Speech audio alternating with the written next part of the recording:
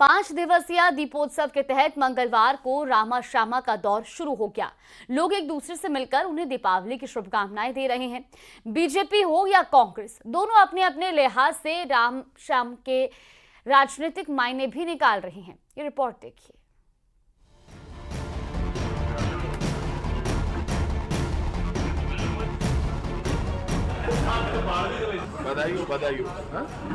जिस सियासत में चुप्पी की अर्थ तलाशे जाते हों, वहाँ मेल मुलाकात के सियासी मायने कैसे न निकाले जाएं।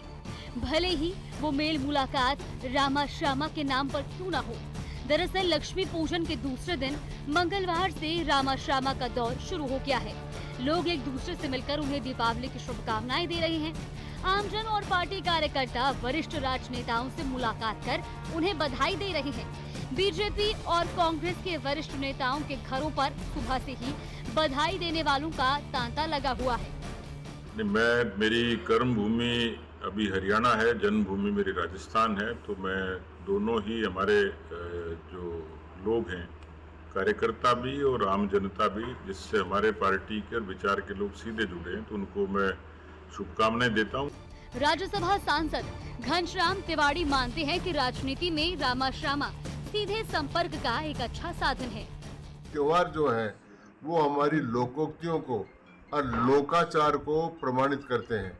इनसे हमारी जो प्राचीन परंपराएं चली आ रही है, जो प्राचीन संवाद चला रहा है, उन सारे संवादों को एक करने का कार्यक्रम है। पूर्ववर्ती सरकार में मंत्री रहे प्रताप सिंह खाचरियावास के घर भी उनके कार्यकर्ताओं और कांग्रेस के नेताओं की खासी चहल पहल देखने को मिली। रामा श्यामा के बहाने छोटे बड़े कार्यकर्ता अपने नेता तक पहुंच बनाने की कोशिश कर रहे हैं। राजनीति में जो हम ये सोच रहे हैं ना कि ये बड़ा नेता है, ये छोटा नेता है, ये कुछ भी नहीं है परंपरा। ये मन का बहम है। जो ये समझता है कि मैं सबसे बड़ा नेता हूँ, सबसे बड़ा तो सुदर्शन चक्र वाला ही नेता है, बाकी कोई नहीं है। ये तो दिमाग से निकाल देनी चाहिए। जो आया है वो जाएगा, कोई नेता बचाएगा आज तक। इसलिए दिवाली और होली, दिवाली की रामा श्यामा तो ये सिखाती है ना कोई छोटा है ना बड़ा है, हम सब बराबर हैं। राजनेता भले ही रामा श्यामा के सियासी मायनों को मानने के लिए तैयार नहीं है, लेकिन ऐसा हो सकता है कि नेता कार्यकर्ता से मिले, बात सिर्फ शुभकामनाओं के आदान प्रदान तक सीमित रह जाए। इसीलिए माना जा रहा है कि दीपावली की रामा श्यामा करने के लिए अपने अपने क्षेत्र में भ्रमण पर निकले बीजेपी और कांग्रेस से जुड़े नेता आगामी पंचायत और निकाय चुनाव को लेकर कार्यकर्ताओं की नब्ज टटोल रहे हैं, उनसे चुनावी फीडबैक ले रहे हैं। न्यूज़ 18 राजस्थान के लिए जयपुर से सुधीर शर्मा की रिपोर्ट।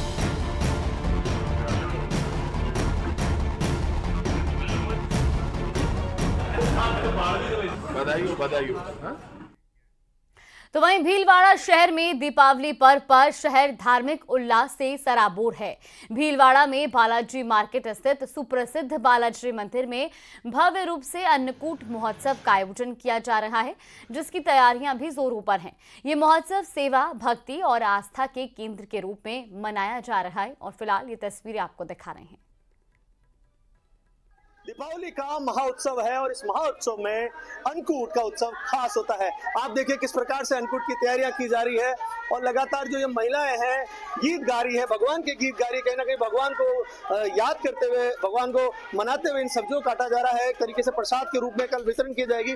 भारी संख्या में देखिए सब्जियां लाई गई है, गोभी से लेकर लौकी से कद्दू, कई प्रकार की सब्जियां लाई गई है। बैगन काटे जा रहे हैं और ये बड़े बड़े भगोनों में भरकर सब्जियां ले जाई जा रही है। कहीं ना कहीं ये महोत्सव खास है और इस अन्नकूट महोत्सव का सबको इंतजार रहा जाता है। और चावल चवले के साथ कल पूरे शहर में इन बालाजी के भोग लगाकर अन्नकूट महोत्सव को मनाया जाएगा। पेंच के बालाजी मंदिर में हम खड़े हुए हैं, हम बात करते हैं। आशुतोष जी पंडित हमारे साथ हैं। कितनी संख्या में अन्नकूट बनाया जा रहा है, कितना किलो अन्नकूट बनाया जा रहा है, कैसे प्रसाद वितरण किया जाएगा कल? अंदाजन लगभग 21,000 किलो विशिष्ट सब्जियां जो विभिन्न मंडियों से, भीलवाड़ा शहर से और गाँव से मंगाई जा रही है। उसके सब्जियों आने का क्रम सोमवार से आरंभ हो गया है, जो लगभग कल तक चलता रहेगा। इसका वजन अनुमान 21,000 किलो रहेगा। लगभग 51 किटे चावले और चावलों का प्रसाद बनाकर श्री हनुमान जी महाराज के सन्मुख वल्लभ संप्रदाय की प्रधान पीठ सिद्धार्थ मंदिर की तर्ज पर गिरिराज रूप नैवेद्य धराकर भक्तों में पंक्तिबद्ध चावल चौला और सब मिश्रित सब्जी का प्रसाद वितरित किया जाएगा। भारी भीड़ की संभावनाओं के देख कारण 2 मार्गों से भक्तों को प्रवेश और निकाला जाएगा। पुलिस प्रशासन से भी सहयोग मांगा है। देखिए कहीं ना कहीं अन्नकूट महोत्सव खास होता है। देखिए मैं फिर दिखाना चाहूंगा, अद्भुत दृश्य है। महिलाएं भजन के गीत गा रही है और भगवान के गीत गा रही है और लगातार भगवान को याद करते हुए भगवान के सामने ही इन सब्जियों को काटा जा रहा है। कहीं ना कहीं जिस प्रकार से गीत गाए जा रहे हैं, ये तो खुद ही एक प्रसाद के रूप में यहाँ पर बन रहा है और भगवान को भोग लगाया जाएगा, फिर ये प्रसाद वितरण किया जाएगा। अद्भुत ये महोत्सव होता है और लोगों को साल भर इस महोत्सव का इंतजार किया जाता है। विभिन्न प्रकार की कई सब्जियां यहाँ पर काटी जाएगी। अन्नकूट महोत्सव में इन सब्जियों को मिश्रित कर बनाया जाएगा और भक्तों में भगवान के भोग लगाने के बाद बांटा जाएगा। खास ये परंपरा है और खास लोग यहाँ पहुंचेंगे। सब्जियों का अन्नकूट बनाया जा रहा है, चावल चवले के साथ वितरण किया जाएगा। वीडियो जर्नलिस्ट अंकुश सनाटे के साथ राहुल कौशिक, न्यूज़ 18 भीलवाड़ा। तो वहीं उत्तर पश्चिम रेलवे अब छठ की तैयारियों में जुट गया है। दिवाली पर किए गए इंतजामों के नतीजों से एनडब्ल्यूआर संतुष्ट है और दावा किया है कि इस बार दिवाली पर 1 करोड़ से ज्यादा लोग बिना किसी परेशानी के उन्होंने सफर किया है। लेकिन अब चुनौती छठ की है और दावा एक बार फिर से यही है कि ये यात्रा को निर्बाध तरीके से पूरा किया जाएगा।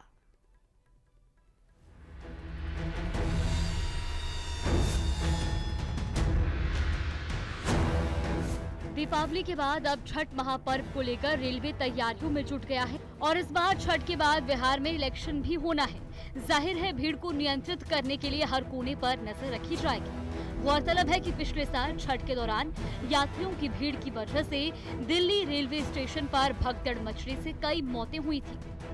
छठ से पहले दीपावली पर यात्रियों को भीड़ को लेकर जयपुर जंक्शन पर उत्तर पश्चिम रेलवे के जीएम अमिताभ जायजा लेने पहुंचे। इस दौरान दिवाली पर यात्रियों की भीड़ को नियंत्रित करने के लिए इस बार अलग तरह के इंतजाम किए गए थे। जयपुर जंक्शन पर पहली बार मेट्रो ट्रेन की तर्ज पर रेलिंग लगाई गई थी ताकि धक्का मुक्की को रोका जा सके और यात्री आसानी से ट्रेन में सवार हो सके।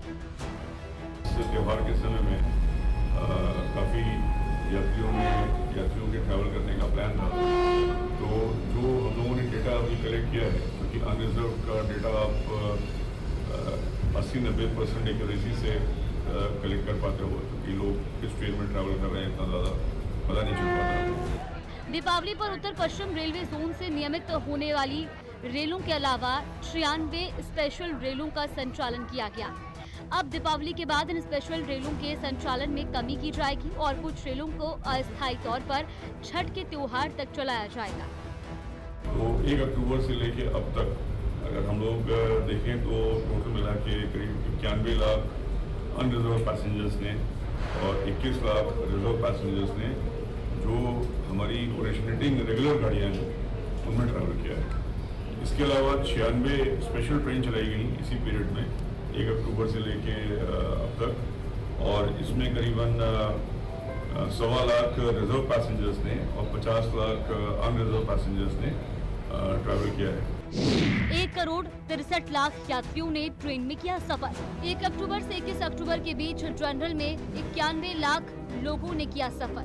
21 लाख लोगों ने रिजर्व श्रेणी में की यात्रा। 96 स्पेशल ट्रेनों में 1,25,000 लोगों ने की यात्रा। 50 लाख यात्रियों ने की साधारण श्रेणी में यात्रा।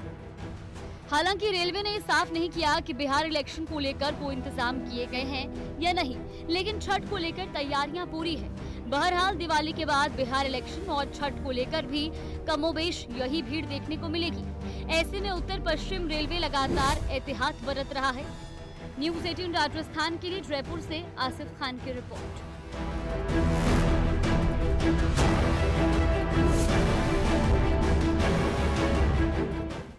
तो वहीं राजधानी जयपुर में वीकेंड के दौरान देशी और विदेशी पर्यटकों की आवाजाही में तेजी देखी गई।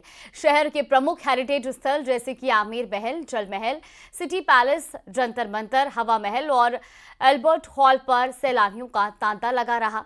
पर्यटकों की इस भीड़ ने शहर की ऐतिहासिक धरोहरों में नई जान डाल दी। वीकेंड के अवसर पर देशी विदेशी पर्यटकों ने न केवल इन स्थलों का दीदार किया, बल्कि जयपुर के सांस्कृतिक और ऐतिहासिक महत्व को करीब से अनुभव किया। स्थानीय प्रशासन और पर्यटन विभाग ने बताया कि बढ़ती भीड़ को देखते हुए सुरक्षा और साफ सफाई की विशेष व्यवस्था भी की गई थी। पर्यटक मार्गों पर अतिरिक्त गाइड और सूचना केंद्र लगाए गए थे ताकि सभी का दौरा सहज और सुरक्षित रहे। तो यहाँ पे अभी दिवाली के साथ साथ ही अब टूरिस्ट का सीज़न भी शुरू हो गया है। जैसा आप देख रहे हैं पीछे टूरिस्ट काफ़ी संख्या में बढ़ चढ़कर यहाँ पे म्यूज़ियम जयपुर देखने के लिए आ रहे हैं। जयपुर के साथ साथ भी और भी जो हमारे और मॉन्यूमेंट हैं जयपुर के बाहर भी, उदयपुर, जोधपुर, वहाँ पर भी खासी भीड़ देखने को मिल रही है। तो ये टूरिस्ट में काफ़ी अच्छा उत्साह का माहौल है, बहुत अच्छा लग रहा है टूरिस्ट को। हम उड़ीसा से हैं और हम घूमने आए थे। जयपुर तो बहुत सुंदर सिटी है और बहुत सारी जगह भी हम घूमे। अच्छी है, मतलब खाना पीना और जगह और इसकी कल्चर सब अच्छा लगा, बहुत अच्छा है। हाँ, मैं ओडिशा से हूँ और जयपुर हम लोग हरियाणा यूनिवर्सिटी से पढ़ते हैं और जयपुर घूमने के लिए आए हैं। और ट्रैवलिंग के लिए एक अच्छा प्लेस है जयपुर, और इसका हेरिटेज वगैरह के बारे में जितना सुना हुआ था उससे बेटर है। और मैं रेकमेंड करूँगा कि एक बार लाइव में जयपुर घूमने के लिए आइए। दिवाली के त्यौहार का सीजन है, ऐसे में वीकेंड के ऊपर जो है वो ट्रैवल लवर्स जो कहा जा सकता है कि वो घूमने से अपने आप को रोक नहीं पाते हैं। ऐसा ही कुछ नज़ारा राजधानी जयपुर के अंदर देखने को मिल रहा है। कहा जा सकता है कि सर्दियों का सीजन है वो शुरू हो चुका है। जो टूरिस्ट डेस्टिनेशन है उनके ऊपर टूरिस्टों की संख्या है वो बढ़ने लगी है। हम अल्बर्ट हॉल के ऊपर मौजूद हैं और आप देख सकते हैं कि अल्बर्ट हॉल, आमेर महल, सिटी पैलेस, जंतर मंतर, ये जो तमाम जो जयपुर के जो टूरिस्ट पैलेस हैं उनके ऊपर टूरिस्ट की कहा जा सकता है कि जो संख्या है वो बढ़ती हुई जो है वो दिखाई दे रही है। लगातार जो पर्यटक हैं वो बढ़ रहे हैं। न्यूज़ 18 राजस्थान के लिए सहयोगी मानसिंह के साथ रोशन शर्मा की रिपोर्ट। और चलिए इसी के साथ बुलेटिन में फिलहाल के लिए बस इतना ही। यहाँ पे रुकते हैं छोटे से ब्रेक के लिए।